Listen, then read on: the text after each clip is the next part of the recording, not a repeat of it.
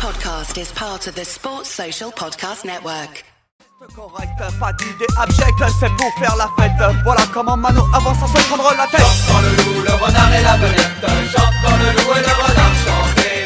Chante dans le loup, le renard et la belette. Chante dans le loup et le renard chanter. Mano viendra, les gars, Mano viendra. C'est à ce moment-là qu'il faut lever les bras. Mano viendra, les gars, Mano viendra. C'est à ce moment-là qu'il faut lever les bras. Ah, tranquille, j'arrive et je me pose. Non, surtout pas de clause. Sur ce tempo tribal, j'ai envie de poser des proses. Tu connais le renard, mec, tu connais la belette. Paul, have you enjoyed the last week of football? Yeah, spectacularly. There's been, I'm in that group stage zone where there is a slight blurring of the edges between one match and the next. But my general impression of the last week is of quite a lot of very enjoyable to watch football. Yeah, I mean, I guess it depends on your perspective. I think the quality of entertainment hasn't always been really high, although I kind of, my perspective is in the last couple of days it's really jacked up a notch. I really enjoyed Italy and Belgium. Thought it was probably the best game of the tournament so far. I really enjoyed Portugal and Iceland, finished minutes ago for slightly different reasons. The opener was okay. I thought France were pretty average. And then the England game, well, a spectacular goal from Eric Dyer, but not a lot else from England after that. Pretty wasteful. But on the whole, 3 games a day, you can't complain, right? No, and I think out of all the games I watched, I can only think of a couple that were clunkers. I fell asleep during the Northern Ireland game. I think that's the only one that's actually knocked me out. It wasn't super high quality. Some bizarre tactics from the Irish, and they really, after Plan A failed, they didn't have a lot of Plan B. No, let's rewind all the way back to the opening day of the tournament. I absolutely loved that France game. I just was... France were completely brilliant for about 15 minutes and really average for about 75 minutes. Now, under normal circumstances, you'd say that's not good. But the fact that they got the win and the fact that they've got something to build on throughout this tournament, I think I certainly wouldn't be writing them off at this stage in spite of their flaws. No, and they do clearly have some flaws. Griezmann had a very off day. Giroud is, Giroud's pretty mediocre as a centre forward for a team hoping to win a tournament. Obviously, Martial didn't start. We speculated about whether he would or not. It's not like France missed out there because he would have played on the left, and Payet was superb, wasn't he? Man of the match and scored an absolutely belting goal. I think maybe the best individual performance of any player in the tournament so far. Yeah, perhaps. Capped off by that absolutely stunning goal, with his left foot right into the top corner. Griezmann was very poor though, and I think he'll come under pressure. We'll see. He might get one more chance, but certainly Kingsley Coman and Martial are both going to put him under pressure. But look, a win for the hosts. You mentioned Giroud, and I think that he scored, obviously, a very kind of Giroud goal. But I actually don't think the problem is Giroud's lack of quality, really. It's more his lack of suitability for the style that Deschamps was playing. Lots of balls in the channels to run onto, loads of through balls, loads of players capable of that kind of pass. And not a lot of kind of wide men getting out wide, busting up to get out wide and blast crosses in. And Giroud's just not mobile enough to play that role. I think, actually, they would have been much better off with Martial playing at centre-forward just because when he does play at centre-forward, he's the kind of striker that can run the channels a bit and latch onto some through balls and stuff. So I think that was a bit of a shame. But yeah, I just thought for the 10 minutes they played well, they were spectacular. When it clicked, Payet was just absolutely motoring. Pogba had a weird game of really spotty, but he did have a couple of moments. And yeah, Griezmann, very disappointing. Coman, I think there's a sense in which the jury's a bit out on him still, even though he's obviously had some incredible games. I guess it's not so much the jury's out on him. He's just young, so he's going to have games where he kind of doesn't make those kind of the kind of impact France need him to. Yeah, sure. I can't see Martial starting up front for them. Deschamps hasn't ever started him up front, I don't think. So, yeah, we'll see. Anyway, that's France. They play... I can't remember who next, but you think they're in a good position for getting out of that group. England, not quite the same, right? So led for such a long time in that game against Russia. Stunning free kick from Eric Dyer, and he conceded that sort of injury time goal. To level it at 1-1. They'll be pretty disappointed with that. They controlled most of the game, just pretty wasteful in front of goal. Yeah, France are playing Albania next. Albania, there you go. Ruined my intro. I talked about Albania versus Romania, the game I am most looking forward to this tournament. Hasn't it already happened? No. It was Switzerland that Albania played. Albania were a little unlucky against Switzerland, but we promised we wouldn't do in-depth analysis on every game because you'd all be here for weeks. No. The only thing you need to know about Albania versus Switzerland is Xhaka. Crunched Xhaka, as we all hoped he would. And Xhaka's mum was wearing a half and half t-shirt, but he's definitely allowed. Like, there's definitely a time when you're allowed to wear a half and half if you're a mum of player on both teams. And it turns out that Granit Xhaka's older brother, Toron Xhaka, is not captain of Albania. So maybe the whole key thing was, in fact, right all along. So there you go. Anyway. England, so good in that first half. Like, just one of the better performances I can remember from England at a tournament in, recent memory. It's been a long time. And they just didn't take their chances. Harry Kane was really poor. Sterling was abysmal. Absolutely woeful. Like, instantly drop him. I know he was kind of backing Sterling and he's obviously a talented player, and I think in a year's time, when he's had a year under Pep, it might be a very different situation, or in 2 years at the next tournament. But for now, just give up on him and play someone else. They played Jamie Vardy there. England side with 3 players in attacking positions, Rooney, Lallana and Sterling, who've not had good seasons at all.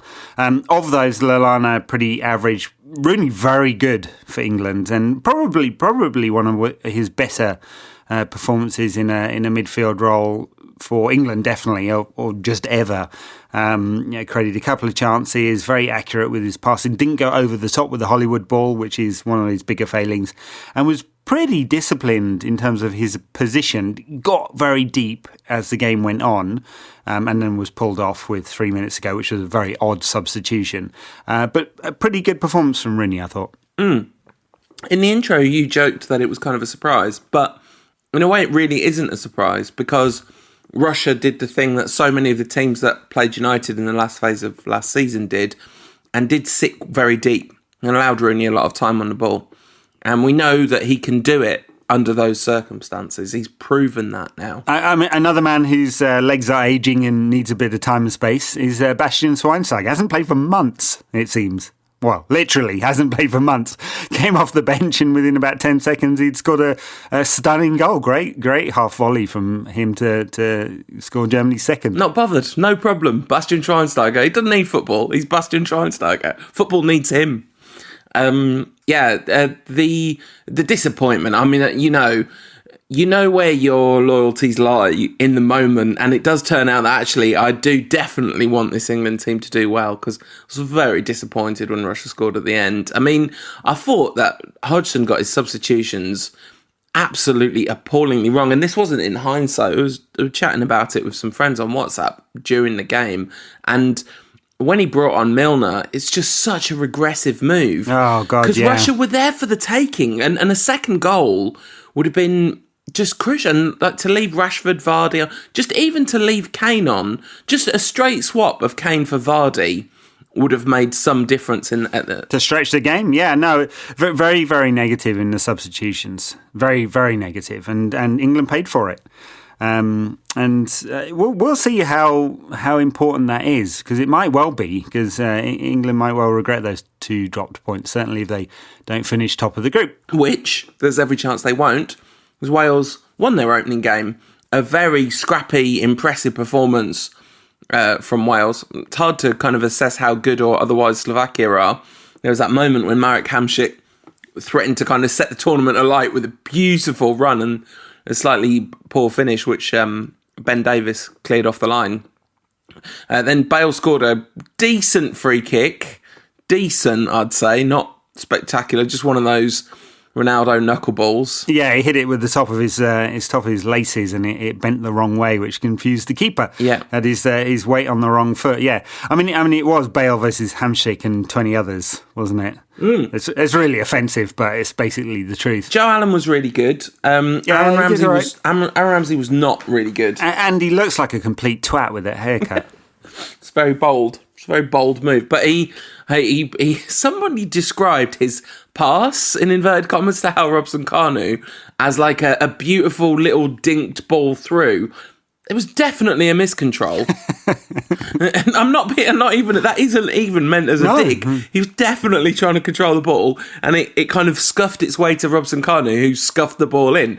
So not super hard, not the best goal of the tournament. So did you see? We briefly mentioned Northern Ireland. Previously, you said you fell asleep during that one. I did, yeah. Talking of odd midfielders, Paddy McNair played in midfield. Now, I know he's done it a couple of times for United reserves, but he was abysmal in central midfield. The thing is, he's played like at defensive midfield a lot for Northern Ireland and done well there. But he is basically the right winger. Well, kind of number 10 in a way. Like, he was just one of the most advanced midfielders in that side. Yeah, not his natural fit, only made it to half-time. Yanked off at half-time. I tell you, talking of substitutions at half-time, one of the things that Hodgson got wrong with his substitutions was how late they were. Leaving Sterling on for that long, you can understand the impetus when you've got a player like Sterling who's so obviously short on confidence that you don't want to utterly destroy his confidence by just taking him off after 50 minutes or even at half-time. But it's tournament football. You just have so little time to make an impact. It's all so short-termist that I think you have to roll the dice a bit more, and that's something that Hodgson hasn't done. It was a pretty attacking lineup that he picked, but just such regressive substitutions, like he kind of went into himself. Anyway. No, and I think actually that, maybe the real Roy Hodgson coming out, and the fact that he's got quite a large group within the squad of players who have either not been fit for a lot of the season or weren't in great form, that might be England's undoing. We'll see. Look, because on the face of it, this is a much more attacking, much more progressive squad side than the one that went to Brazil 2 years ago, isn't it? They look, and they did play well. If Russia hadn't scraped that, I think the tone would be different, wouldn't it? Yeah, it would. I think probably the best performance of the tournament so far was from Italy versus Belgium. We talked a little bit in the preview show about just how inhibited this Belgium team can be, and they really were for the whole first half against Italy, who was superb, who we derided as the worst Italy side, or at least I did, worst Italy side for some time.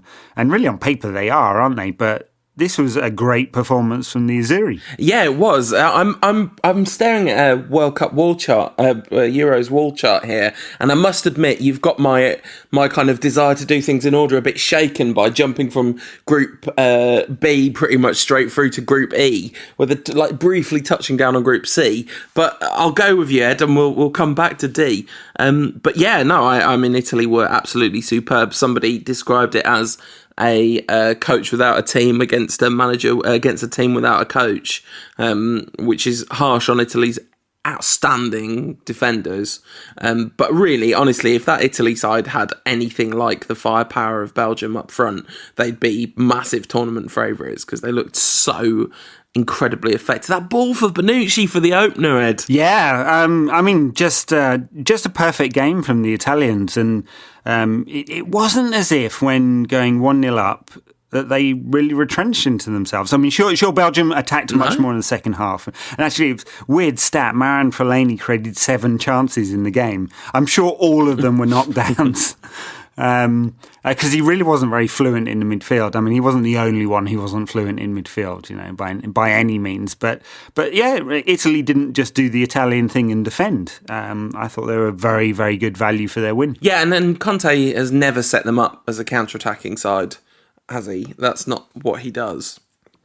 They play kind of, they get into play like Spain in their prime. They get into players as soon as they've got the ball. But, it was really interesting watching that back three, because there's no doubt that is the class of the field in terms of defensive play.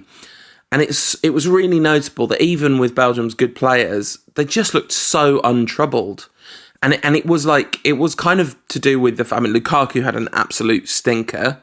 That kind of worst of Lukaku, when every touch seems to bounce 6 feet away from him.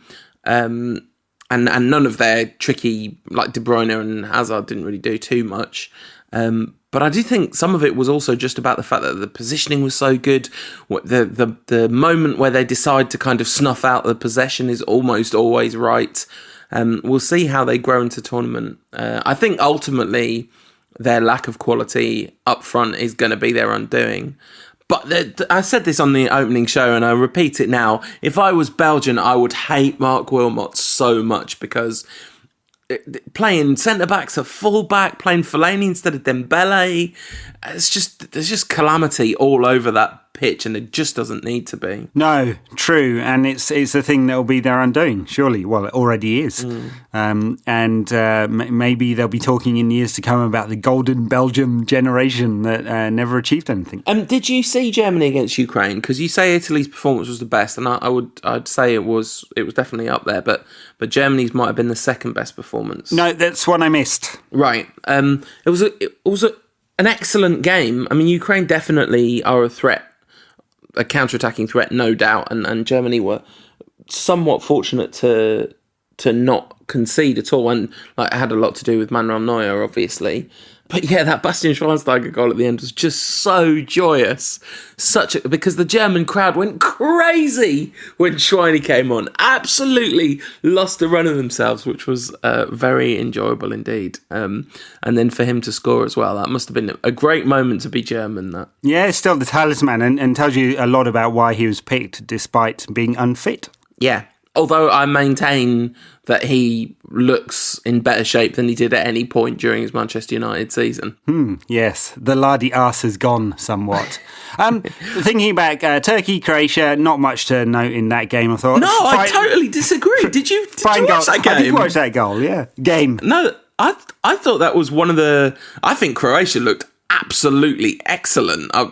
Modric was superb, and thoroughly deserved his goal. Well, he is superb, yeah. I mean, him and the other best midfielder of the tournament so far, Toni Kroos, both Real Madrid players, both excellent. I just didn't think the game was that great, really. Fine goal, though, to win it. Yeah, and Croatia really, put a lot of pressure on Turkey and maintained their possession and just played a very effective possession game and looked a much more kind of complete unit. I don't know, it's a long way to go in the tournament yet, but I was quite... If they grow from that, if that's the kind of baseline that they grow from, they could be a really serious threat in the later stages, I thought. They don't have too many weaknesses. Yeah, we'll see how that back four copes. But yeah, I mean, the back four is the weakness. But we'll see.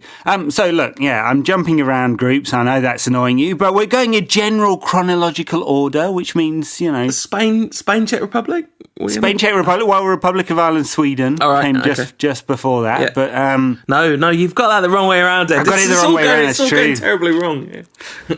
I'm sorry that my out of the box thinking is doing for you. Can't handle it. Can't. All right, Republic Sweden.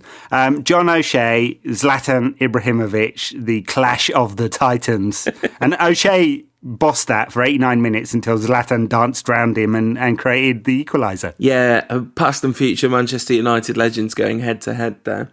What, O'Shea's coming back to Old Trafford? No, that doesn't work at all. So yeah, I mean, amazing John O'Shea just controlled the game from the back. They were so good in that first half. Ireland were. They were, and they couldn't keep it up. And they did look like an old side, didn't they? Towards the end of it, the steam really ran out, and they just about hung on in the end. Yeah, although I don't know, maybe they would feel a little bit unlucky as well.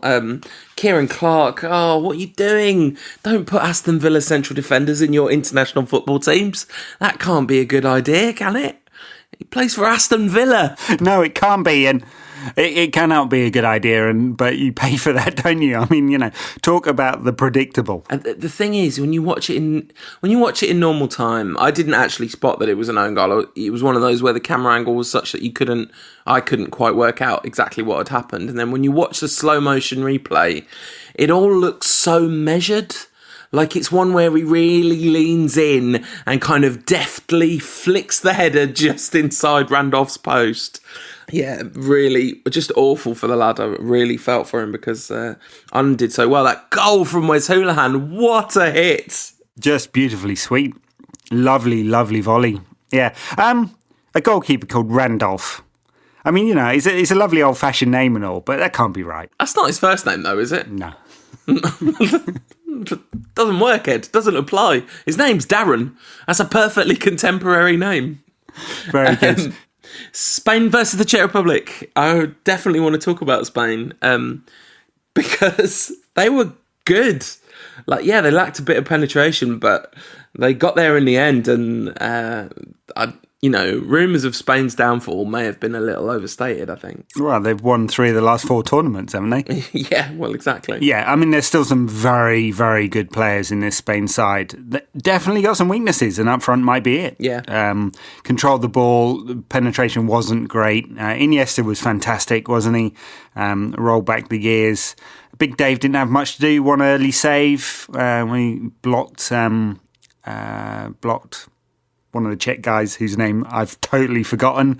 And one late save as well. And one late save, yeah. I mean, there was a lot of talk in the build-up about whether he'd start. Not only because Del Bosque was umming and ahhing about whether Casillas or Big Dave would start, as if that's a real choice. But, all the press around this court case in Spain where he's been named as a user of Ladies of the Night and potential ringleader in organising a party of said ladies. That was a story that looked real bad, and in the end is just bad.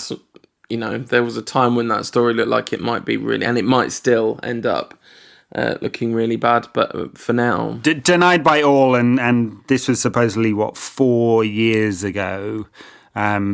and the paper's been around for some time. So anyway, it's a pornographer who's currently in prison, right? I'm right in saying that, who was actually on trial, and De Gea was named in some witness statements. Right. So not nearly as bad as it could have been, that one. So far as we know so far, I'm reluctant to say it. It was just that the story came out just, I think, between us recording and releasing our podcast, or just after it had come out, when I'd gone, there's absolutely no reason on God's green earth why anyone would ever drop David De Gea. And it's like, okay, maybe there is. Yeah. Well, I mean, he didn't have a lot to do, and I guess he's finally confirmed as the number one for Spain. Yeah, 4 years since Iker Casillas, his form fell off a cliff. Yeah, it's bananas that it's taken this long. Group F, which has happened tonight, I missed Austria versus Hungary, the Habsburg derby, which, did you know, fun fact, that is the second most played fixture in the history of international football after, I think, Uruguay-Argentina. Wow, I did not know that. No, it's a surprising fact. It is a surprising fact, yeah, since they've not always been friendly, these two nations. No, but they ran an empire together for a long time, of course. They did, but that was a couple hundred years after they spent 11 years beating the crap out of each other. But they just spent 90 minutes beating the crap out of each other, and Hungary won! And they were very good. They were good value for the win, Hungary. Very, very neat through midfield, technically excellent. Look for half, I guess, that they just had no penetration in the final third. It kept breaking down. But in the end, got the goal, and then just a beautiful goal to win it right at the end. Sort of shades of Davos Suker in 1996 with the chip to finish over the keeper. And did Adam Nudge score? No, Nudgy didn't score. Shame. Friend of the Rentcast, Nudgy. Salai scored after an hour, and then Steiber with the beautiful finish right at the end. I heard Nudgy had a really good game, though. So that's good. Some predictions more accurate than others from last week's show. Predicted Belgium would win every game. I think that's the only one we got wildly wrong so far. Really, it's kind of gone until the last couple of groups. It had gone pretty much to expectation, I guess. A lot of games had, but the last couple of groups there have been some big surprises. I think the quality of Republic of Ireland's performance was a bit of a surprise. Although I think what Sweden do in the rest of the group will put that into some context. Hungary, that's obviously a massive surprise, and then the game that happened just before we recorded this, Iceland getting a draw with Portugal. And they were good value for it as well. I mean, this is nuts. This is a country of 300,000 people. There's twice that many in Manchester. So they have no right to have a decent team, but they worked very hard. I mean, of course, they were on the defensive for a lot of the game, weren't they? But very, very solid.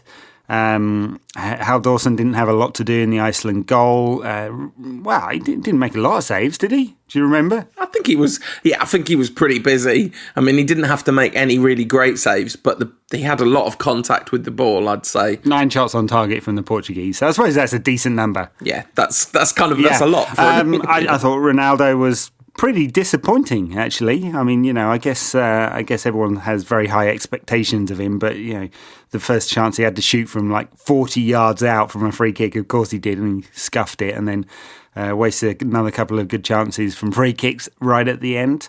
Nani scored though. Talking about past and future Manchester United legends. Yeah. A rumour since we last recorded the podcast that he's coming back to Old Trafford. I don't believe that one. Really? Is that just because he's a George Mendes client? Yeah, they're all coming. Every last one of them. Angel Gomez, I guess maybe Angel Gomez. I don't know. Portuguese pronunciation is confusing, but he played in that game, didn't he? United target. He did, and didn't he create the goal as well? He did. He did, but he was kind of a little indisciplined generally, and it was a good assist, kind of crossed assist. But the rest of his performance was not that good, mind you. Renato Sanchez didn't do anything when he came on, did he? Hey. Not bothered about him. No, waste of time, waste of money. Yeah.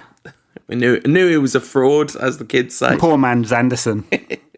Dimitri Payet looks so much like Anderson. So much like Anderson. It confuses me, and I think I like him even more than I already would because of how much he looks like Anderson. All right. Favourite goal of the tournament so far? Oh, I mean, favourite isn't even close. To talk about Payet's, that was... I mean, I just was going completely ballistic. My favourite... I've watched that replay so many times, and my favourite thing about that replay is how high his standing leg swings from the momentum of the shot. His standing leg ends up above hip height from the swing because of how much power he put into that shot. Absolutely beautiful. What about yours? What was your favourite? Kieran Clark's own goal. Comedy value. I mean, a shout for Modric's goal, which... lovely hit. Really annoying punditry on that, complaining about the goalkeeper. Eric Dyer, fine goal for England, although it was very close to the keeper. It was, but he hit it so quickly. Like that's one where it looks so different in at top speed compared to the slow motion replays. True, and there was some shithousery in the wall, wasn't there, from the England players there. Possibly a foul, I'd say. Talking of the dark arts of football, at Optat Navan says, in the whole... Well, I'm going to just slightly change the language of this question. In the whole history of not very nice people, how big of a not very nice person is Pepe? Oh, he's a total... Easily the dirt worst. That move that he pulled when he was fouled by the Iceland player and tried to make it look like his momentum had swung into such a position that he couldn't help but two-footed kick the other guy in the chest. I know. I mean, we'd wait a long time for that from Pepe. Yeah. I mean, to be honest, to be fair, yeah. It is the thing that everyone's looking out for, and he was almost disciplined. Almost, but definitely not quite. At Captain's Armband, at C Armband says, do the Icelandic team look most like Game of Thrones? And actually, I don't think they do. I think the Swedes have got a big edge on Games of Thronesiness. Not a lot of beards in the Icelandic team. I was a bit disappointed. True, it just depends which of the families we're talking about here. These are the Northerners, right? Are they? Is this how Game of Thrones work? Yeah, winter is not coming though. The weather's been pretty good in France, except for the time it absolutely lashed it down the other night in Bordeaux. At Sean KDLA says, what's better, Ronaldo or otters? asking for a friend who is wrong? I feel like we're the only people to turn to for a definitive answer on that question. I think that it's fair to say that if the thing is at football, Ronaldo's got the edge over Otters. He definitely has the edge. But when it comes to being adorable, you go with an Otter all day, every day. Ronaldo is not adorable. No, he's not. And have you ever seen an otter preening himself in front of a mirror? Never. Have you seen the advert with Ronaldo in it? The feature-length Nike advert? It's truly awful acting. Truly, I mean, Wayne Rooney-esque acting. Do you think so? I know. See, I think that's quite harsh. I think he just about pulls it off. And it's quite a demanding role, acting-wise. I think it's not that bad on that front. Yeah, you see, my view of Ronaldo in film is coloured by that documentary about him, in which every room in his house has like floor-to-ceiling mirrors all over the place. Yeah, it is definitely troubling. And we can't talk about acting and advertising. You may well not have seen this yet on principle, Ed, but the Manchester United players have been at it again. Not content with putting Wayne Rooney in X-Men, now a wide variety of United players are in an advert for the movie Independence Day. And it's a spectacular piece of work. There's some, like, Juan Mata's line delivery is legitimately brilliant. Like, completely, you fully believe that is how Juan Mata would react in that situation were it real. Blint pulls off his comic timing excellently. Rooney is not bad. I watched the Casillero del Diablo advert again just to do a compare and contrast, and for all Rooney's slight woodenness in these modern adverts, there is no comparison from where he's come from to where he's at now. Inversely proportional, his footballing ability versus his line reading. Is he a legend? They say he is.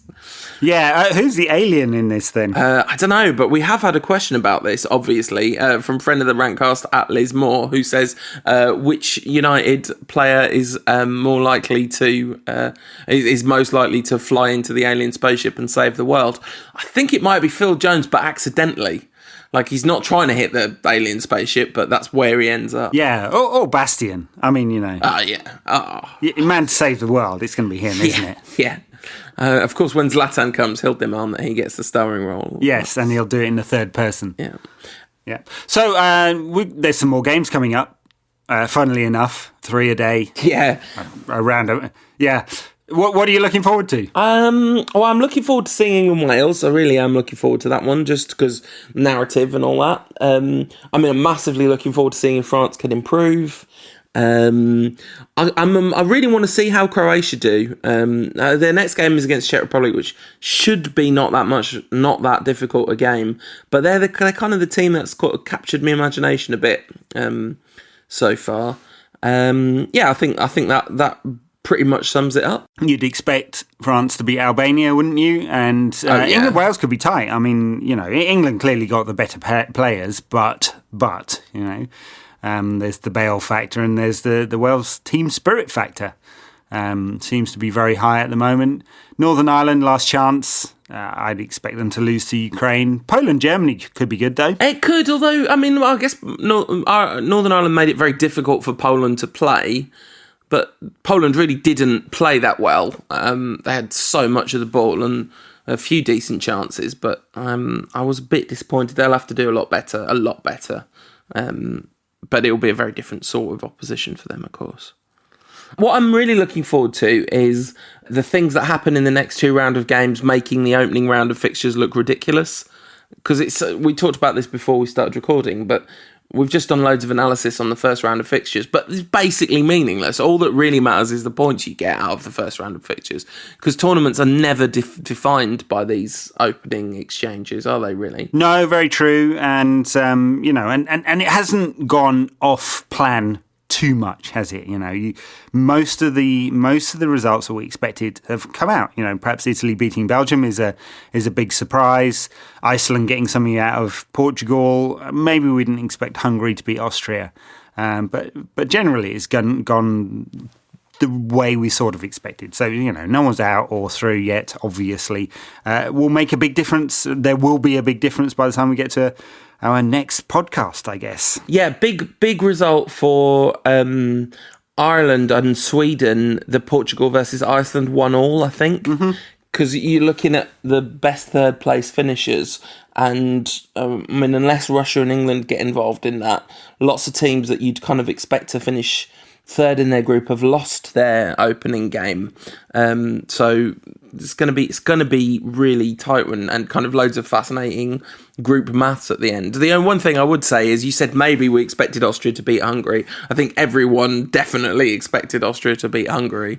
They were pretty big favourites for that one. I think that is a fairly seismic shock, to be honest. Indeed. We've got tons of questions from listeners, so shall we do a couple more of those? Let's do another 10 minutes of those, and we'll bid the listeners farewell. At MUFC689908_ says, "Are you having a nice day?" No, because I've been at work till 7 p.m. at night. I had a very nice day, thank you. Mind you, I did semi-skive off by playing the football on my second computer at work. Definitely helps. I did have a nice day. I enjoyed the Portugal-Iceland game at the end of it. That was very enjoyable. This nanny lad for Portugal looks all right. Should we sign him? Definitely not. Definitely not. But you know what would happen? Yeah. You know, theoretically, United would spend 15 or 20 million on him. Yeah. He'd be pretty disappointing, and we'd flog him off for a couple of million next summer. Yeah. Question from @Richley2202. We've got Memphis. We don't need Nani. Can only afford one of those in the squad at any one time. @Oigenis says, after watching Ireland-Sweden, this is what you said, is it now clear we should go for O'Shea rather than Zlatan? Clearly. He's the man. He's always been the man. Should never have been sold. And @RidgelV says, what's been the most exciting moment of the Euros so far for you? John O'Shea. Yeah, that was big, wasn't it? I think for me, the two that I really enjoyed was, the Payet moment, the fact that England looked pretty good in the first half of that game, and then I really enjoyed watching Croatia as well. Yeah, I enjoyed Italy's performance. I wasn't particularly expecting that from them, and I think it was a pretty joyous moment when they scored right at the end of the game to seal it. Yeah, absolutely. Bastian Schweinsteiger as well. I got very excited when he scored that goal. There's something about the fact that he plays for United, even though it's essentially in a mascot capacity. I've got very warm feelings towards Bastian Schweinsteiger now. Not mascots, player escorts, and I just think this is kind of weird, given the story that came out about Big Dave. It's just the wrong title. No, you're not wrong, Ed. I wish it hadn't come up, but you're not wrong. @Wormito says, which film/genre would you like to see United make a trailer for next? Fingers crossed for Bollywood / a rom-com. Well, in my tomorrow's You Maxit column, you'll see, well, Wednesday, no idea when this is going to be released, but yeah, you'll see that I've pitched a film idea where Daley Blind stars as a Dutch salesman who is sent by his company to Idaho and meets and falls in love with Zooey Deschanel, who he finds to be more captivating than his rather stuffy, buttoned-up Dutch fiancée back home. Wow. Bit of typecasting, though. You don't think he could, play a wider variety of characters than some Dutchman with fine hair? I think, listen, let's start him off as a Dutchman with fine hair and build up to a broader palette of roles. Those cheekbones were made for the silver screen, though. Should all goalkeepers wear tracksuits? Asks @Rick Allen. No goalkeepers. No, I'm against this. I'm against this almost as much as I'm against goal music, of which we have not talked about. I know we shouldn't utter it, but there is goal music at this tournament. But as was pointed out on today's Football Ramble, not universal goal music. So it's not like every game has goal music, and it's not like all the goal music's the same. Spain have got goal music, but other teams haven't. So what is going on there? Someone should investigate. Yeah, it's an absolute disgrace. I don't know about throwing the Russians out of the tournament for their organised violence. I'd throw goal music out of the tournament. And whoever decided it was okay. Can we have a bit of a serious conversation about the Russia situation? Because it's been very upsetting, actually. Because I've enjoyed all the football and stuff, but it's horrendous. Look, you expect a bunch of drunken English guys trashing bars and stuff like that because it happens every single tournament. You don't really expect paramilitaries of what seems to be happening here, having organised to kick the crap out of everyone they see. Yeah. And that's not the English fans, to be clear. I mean, the English fans, loads of the media coverage initially was kind of like, look at the disgrace of these England fans. And actually the Football Supporters Federation were quite adamant that, I mean, this is not to say that the English fans are by any stretch of the imagination kind of innocent victims and even that they're a nice bunch in general, because that would be very hard to argue. But this is like Ian McIntosh said, that there's not been kind of and Ken Early said this as well, there's not been gangs of English fans roaming around looking for trouble, but there have been loads of gangs of Russian fans doing that. And just and of course the response from UEFA has been to send a bunch of official Russian supporters groups home, but that's probably not where the trouble's coming from, is it? You know, there's plenty of normal Russian football fans too. Mm-hmm. But yeah, this is the weird perception that the Russian hooligans have, that English football hooligans are some kind of like target, not target, challenge, you know. Yeah. Well, I mean, football authorities regularly get it wrong when it comes to how to understand and manage fan culture, right? So another example of this, in unrelated United news, not a lot of hooliganism with United fans these days. Did you see the new regulations around away tickets?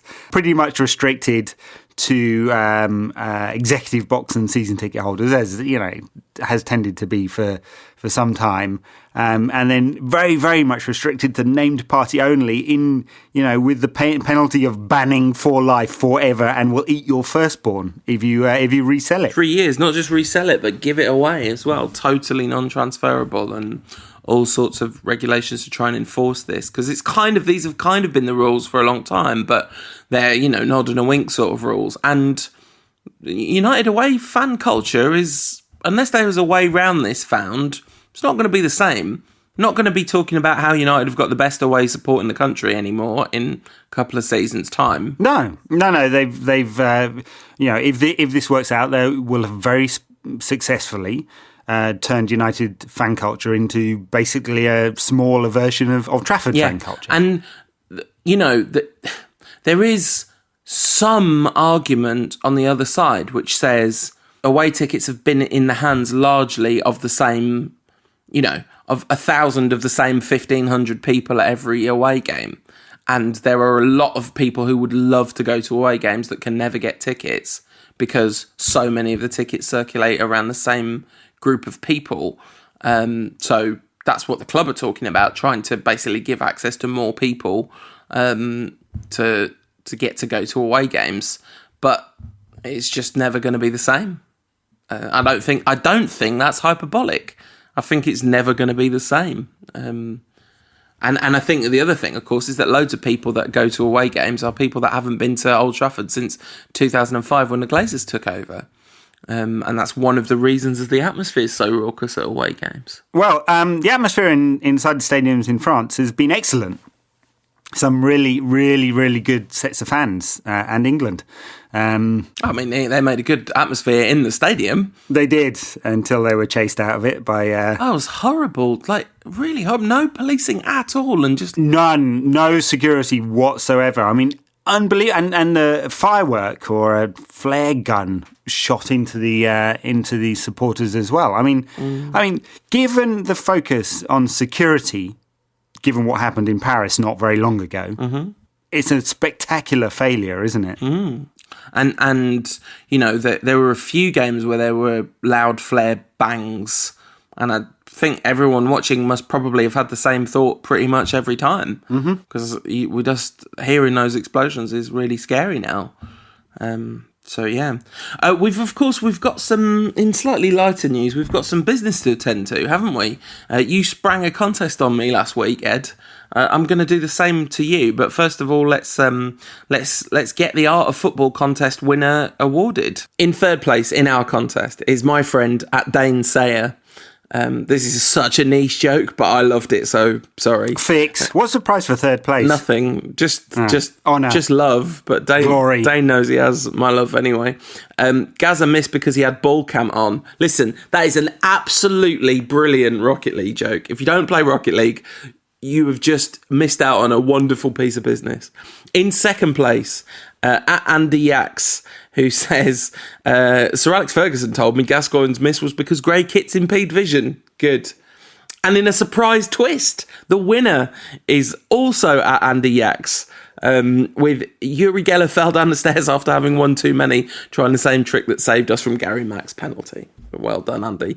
So DM your details to Ed, and he'll sort that one out. But we've got another prize. A friend of the show, at Cal Gildart, has done these beautiful Toulouse-Lautrec style illustrations of every player, for every team of the Euros, with their kind of star player and the name of the team written in that beautiful lettering of the time.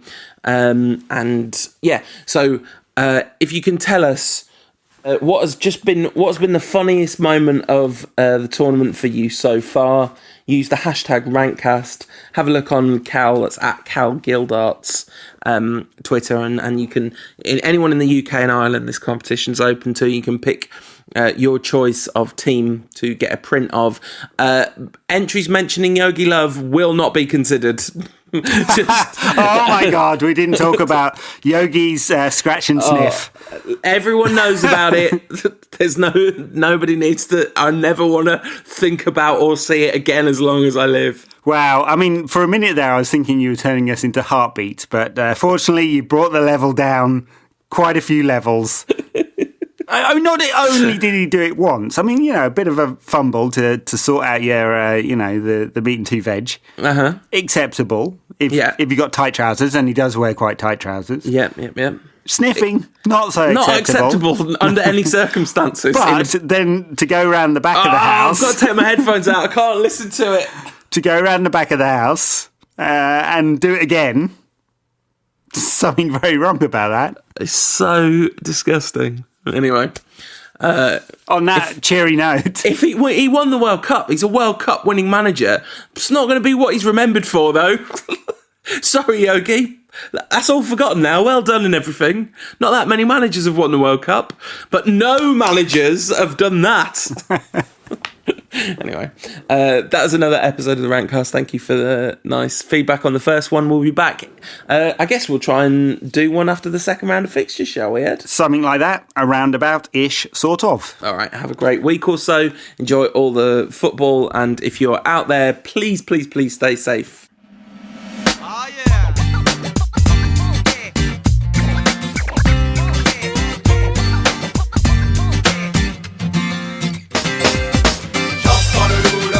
La belette, chante quand le loup et le renard chantaient. Chante quand le loup, le renard et la belette, chante quand le loup et le renard chantaient. Et voilà, les amateurs de chambrettes, les bretons qui se la pètent, les déchireurs de galettes, les bouffeurs de crêpes. Après avoir bravé bien des galères et des tempêtes, regarde bien la tête des jeunes guerriers celtes. Il y a le loup, le renard, bien sûr il y a la belette. Autocritique parfaite mais ça reste correct. Pas d'idée abjecte, c'est pour faire la fête. Voilà comment Mano avance sans se prendre la tête. Chante quand le loup, le renard et la belette, chante quand le loup et le renard chantaient. Chante quand le loup, le renard et la belette, chante quand le loup et le renard chantaient. Mano viendra les gars, Mano viendra. C'est à ce moment-là qu'il faut lever les bras. Mano viendra les gars, Mano viendra. C'est à ce moment-là qu'il faut lever les bras. Tranquille, j'arrive et je me pose. Non, surtout pas de clause. Sur ce tempo tribal, j'ai envie de poser des proses. Tu connais le renard, mec, tu connais la belette. C'est moi qui fais cet oratoire, je suis le loup, c'est net. C'est une facilité de chambrer, pour moi c'est ainsi. C'est moi qui ai le mic, c'est moi qui écris. Ne vous inquiétez pas les gars, pour vous je resterai gentil. Je n'oublie pas que Mano aussi c'est un état d'esprit. Chante quand le loup, le renard et la belette, chante quand le loup et le renard chantaient. Chante quand le loup, le renard et la belette, chante quand le loup et le renard chantaient. Mano viendra les gars, Mano viendra. C'est à ce moment-là qu'il faut lever les bras. Mano viendra les gars, Mano viendra.